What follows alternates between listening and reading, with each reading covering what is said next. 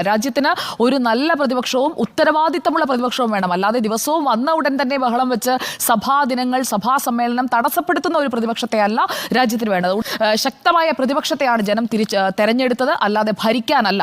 India മുന്നണി കയ്യിലുള്ള എല്ലാ ആയുധങ്ങളും ഭരണഘടന ഉയർത്തിയും ഒക്കെ പ്രചാരണം നടത്തിയിട്ടും, എല്ലാ രീതിയിലും പ്രചാരണം നടത്തിയിട്ടും അവർ പ്രതിപക്ഷത്തിരിക്കട്ടെ എന്നാണ് ജനം തീരുമാനിച്ചു നൽകിയത്. അത് അംഗീകരിക്കുന്നതിന് ഒരുപാട് സന്തോഷം. നമ്മുടെ രാജ്യത്തെ പൗരന്മാർ തുടർച്ചയായി മൂന്നാം തവണയും ഒരു സർക്കാരിൽ വിശ്വാസം അർപ്പിക്കുന്നെങ്കിൽ അതിന്റെ അർത്ഥം ആ സർക്കാർ ചെയ്ത കഴിഞ്ഞ 10 വർഷത്തെ കാലത്തെ പ്രവർത്തനങ്ങൾ അത് നിങ്ങൾ കണ്ടില്ലെങ്കിലും രാജ്യത്തെ ജനങ്ങൾ കണ്ടിട്ടുണ്ട്. അതിന്റെ അംഗീകാരമായിട്ടാണ് 60 വർഷത്തിന് ശേഷമാണ് ഒരു മൂന്നാം ഊഴം ഒരു സർക്കാരിന് ലഭിക്കുന്നത്. അപ്പോൾ നരേന്ദ്രമോദി സർക്കാരിന് കിട്ടിയ ഒരു അംഗീകാരത്തിന്റെ മുദ്ര തന്നെയാണ്. 240 സീറ്റേ BJPക്കുള്ളൂ എന്ന് പറഞ്ഞ് പഴിച്ചാലും NDA ഇപ്പോൾ അധികാരത്തിൽ ഇരിക്കുന്നുണ്ടെങ്കിൽ അത് രാജ്യത്തെ ജനങ്ങൾ അവർക്ക് കൊടുത്ത അംഗീകാരത്തിന്റെ മുദ്രയായി തന്നെയാണ്. ആ അംഗീകാരത്തിന്റെ മുദ്ര അഖിലേഷ് യാദവിനും രാഹുൽ ഗാന്ധിക്കും ഉണ്ടായിരുന്നെങ്കിൽ, UPയിലെ ചെറുക്കന്മാർക്ക് ഉണ്ടായിരുന്നെങ്കിൽ അവരായിരുന്നേനും ഇപ്പോൾ പ്രധാനമന്ത്രിയായും ആഭ്യന്തരമന്ത്രിയുമായും ഒക്കെ ഇന്ന് അവിടെ പാർലമെന്റിലേക്ക് വരിക. അപ്പോൾ ബഹളത്തോടെ തുടങ്ങുന്നു ഭരണഘടനയുടെ പകർപ്പുമായുള്ള ഇന്ത്യ സഖ്യത്തിന്റെ മാർച്ച്. അങ്ങനെ ഒരു ഹൈലി ആക്ഷൻ പാക്ഡ് സീൻസ് ആയിരുന്നു ഇന്നത്തെ പാർലമെന്റ് സമ്മേളനത്തിന് തുടക്കത്തിൽ തന്നെ നമ്മൾ കാണുന്നത്. സഭയ്ക്ക് പുറത്തും സഭയ്ക്കുള്ളിലും എല്ലാം ഭരണഘടനയുമായി വരുന്നു. സത്യപ്രതിജ്ഞ ചെയ്യുമ്പോഴും ഷാഫി പറമ്പിൽ അടക്കമുള്ളവർ ഭരണഘടനയുടെ പകർപ്പുമൊക്കെയായി അത് ഉയർത്തിപ്പിടിച്ചുകൊണ്ടാണ് സത്യപ്രതിജ്ഞ ചെയ്യുന്നത്. അപ്പോൾ എന്താണോ പ്രചാരണത്തിൽ മുന്നോട്ട് വെച്ച കാര്യങ്ങൾ അത് ഈ പാർലമെന്റിനുള്ളിലേക്കും അതിന്റെ ഒരു തുടർച്ചയാണ് അവർ മുന്നോട്ട് കൊണ്ടുപോകാൻ ഉദ്ദേശിക്കുന്നത് എന്ന് വ്യക്തമാക്കുന്ന രീതിയിലായിരുന്നു ആ ദൃശ്യങ്ങൾ. അടിയന്തരാവസ്ഥയുടെ 50-ാം വാർഷികമാണ് നാളെ. 50-ാമത്തെ വർഷത്തിലേക്ക് കടക്കുകയാണ്. അപ്പോൾ ഈ ഭരണഘടനയെക്കുറിച്ച് കൂടുതലായി പ്രതിപക്ഷം ഇന്ന് പറയുക തന്നെ വേണം. കാരണം നാളെ മുതൽ അത് പറയാൻ പോകുന്നത് നരേന്ദ്രമോദിയും ഭരണപക്ഷവുമാണ്. എന്തുകൊണ്ടാണ് 21 മാസം നീണ്ട ജനാധിപത്യത്തിന്റെ ഇരുണ്ട ദിനങ്ങൾ സമ്മാനിച്ചത് ഇതേ രാഹുൽ ഗാന്ധിയുടെ മുത്തശ്ശിയാണ്.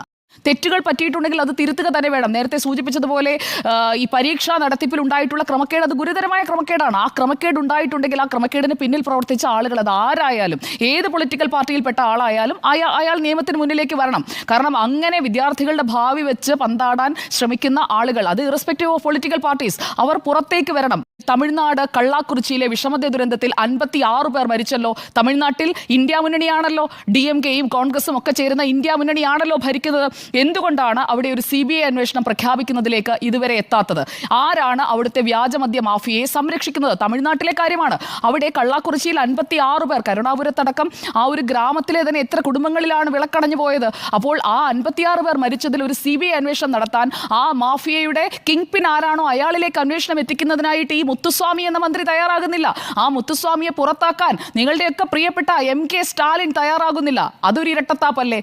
നീറ്റ് UG പരീക്ഷയിലെ UGC നെറ്റ് പരീക്ഷയിലെ ക്രമക്കേട് അന്വേഷിക്കണമെന്നേ ആരായാലും പുറത്തു കൊണ്ടുവരണം. അതുപോലെ തന്നെ മറുഭാഗത്തൊരു ക്രൈം നടക്കുന്നുണ്ടെങ്കിൽ അതിനെക്കുറിച്ച് മൗനം പാലിക്കുകയാണ്. മല്ലികാർജ്ജുൻ ഖാർഗെയൊക്കെ എന്തെങ്കിലും മിണ്ടിക്കേട്ടോ? രാഹുൽ ഗാന്ധി മിണ്ടിക്കേട്ടോ? പ്രിയങ്ക ഗാന്ധി മിണ്ടിക്കേട്ടോ? ആരും ഒന്നും മിണ്ടുന്നില്ല. അവിടെ അങ്ങനെ ഒരു വിഷമദ്യ ദുരന്തം നടന്നതായിട്ട് അറിഞ്ഞിട്ട് പോലുമില്ല ഇന്ത്യ മുന്നണി. ആ രീതിയിലുള്ള പിൻ ഡ്രോപ്പ് സൈലൻസ് ആണ്. എന്തിനാണ് ആ നിശബ്ദത? ആ നിശബ്ദതയും രാജ്യം കാണുന്നുണ്ടെന്നേ. കേന്ദ്ര ആരോഗ്യമന്ത്രിയും ഒപ്പം BJPയുടെ അധ്യക്ഷനുമായ JP നദ്ദ മല്ലികാർജ്ജുൻ ഖാർഗെക്ക് ഒരു കത്തയച്ചു. ആ കത്തിൽ എന്താ പറയുന്നത്? സർക്കാരുമായി ബന്ധമുണ്ടോ ഈ വ്യാജമദ്യ മാഫിയയ്ക്ക്? എന്തുകൊണ്ടാണ് നിങ്ങൾ ഇക്കാര്യത്തിൽ ഒരു ആക്ഷൻ എടുക്കാത്തത് എന്ന് അദ്ദേഹം ചോദിക്കുകയാണ്. അപ്പോൾ ആ രീതിയിൽ തിരിച്ചടിക്കാനായിട്ടുള്ള ആയുധങ്ങൾ മറുഭാഗത്തുമുണ്ട്. രാഹുൽ ഗാന്ധിയുടെയും ഇന്ത്യ മുന്നണിയുടെയും മാത്രം ആവനാഴി അല്ല നിറഞ്ഞിരിക്കുന്നത് എന്നുള്ളത് കൂടി നമ്മൾ മനസ്സിലാക്കേണ്ടിയിരിക്കുന്നു. ചില കാര്യങ്ങളിൽ തന്ത്രപൂർവ്വം മൗനം പാലിക്കുന്നുണ്ട്. കഴിഞ്ഞ നിയമസഭാ തെരഞ്ഞെടുപ്പിൽ 5 സംസ്ഥാനങ്ങളിലേക്ക് നടന്നപ്പോൾ ഇന്ത്യ മുന്നണി ഇല്ല എന്നായിരുന്നല്ലോ കോൺഗ്രസ് പ്രഖ്യാപിച്ചത്. അപ്പോൾ ലോക്സഭാ തെരഞ്ഞെടുപ്പിൽ ഇന്ത്യ മുന്നണിയായി നിന്നു ഇത്രയും മെച്ചപ്പെട്ട നേട്ടം കൈവരിക്കാൻ, ശക്തമായ പ്രതിപക്ഷമാകാൻ കഴിഞ്ഞ സ്ഥിതിക്ക് ഈ നിയമസഭാ ഉപതെരഞ്ഞെടുപ്പിലും ഇതുപോലെ തന്നെ അവർക്കൊരു ആശയ അടിത്തറയുണ്ടെങ്കിൽ അവിടെയാണ് അത് കാണേണ്ടത്.